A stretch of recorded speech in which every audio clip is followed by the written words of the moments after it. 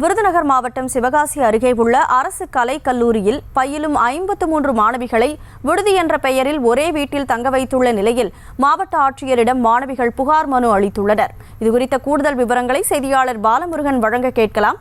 வணக்கம் பாலமுருகன், மாணவிகளுடைய புகார் மனு தொடர்பான கூடுதல் விவரம் என்ன? வணக்கம் கனிமொழி.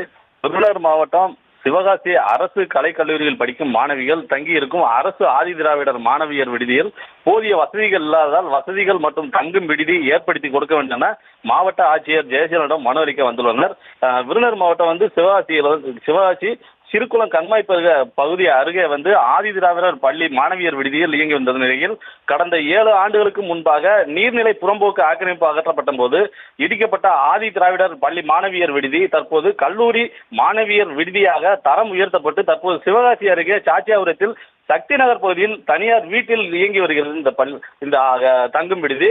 அந்த வீட்டில் 2 தனி அறைகள் மட்டும் ஒரு ஹால் என உள்ளது எனவும் அதில் 3 கழிப்பறைகள் மட்டும் உள்ளதாகவும் அதில் ஒன்று மட்டும் டாய்லெட் வசதி கிடையாது என்றும் அதனை 40க்கும் மேற்பட்ட மாணவிகள் பயன்படுத்தி வருவதாகவும் கூறுகின்றனர். இதனால் காலையில் கல்லூரிக்கு கிளம்புவதற்கு பெரும் சிரமமாக உள்ளதாகவும் அப்பகுதியில் அந்த வீடு என்பது ஹாஸ்டல் மாதிரி தங்கும் விடுதியாக இல்லை என்றும் மாணவிகள் புகார் அளித்து வருகின்றனர். அந்த தங்கும் விடுதியில் காலில் ஒரு காலில் 40க்கும் மேற்பட்ட மாணவிகள் இட நெருக்கடியில் தரையில் அமர்ந்து படுத்தும் தூங்கி வருவதாகவும் புகார் கூறுகின்றனர். கனிமொழி,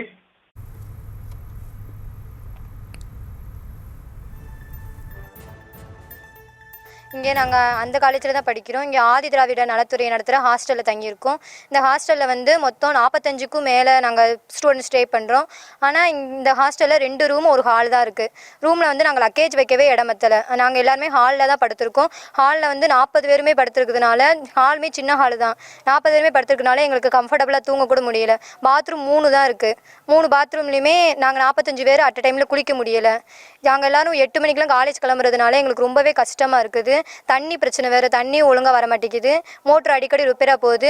நல்ல தண்ணி கூட இப்போ RO வாட்டர் கூட ரிப்பேராக போகுது.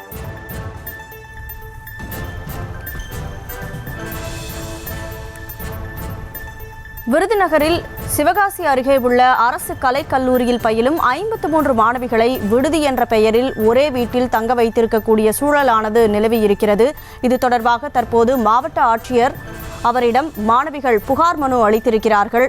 பாதிக்கப்பட்ட மாணவிகள் தரப்பிலிருந்து கூறப்படும் செய்தியையும் நாம் நேரலையில் பார்த்தோம்.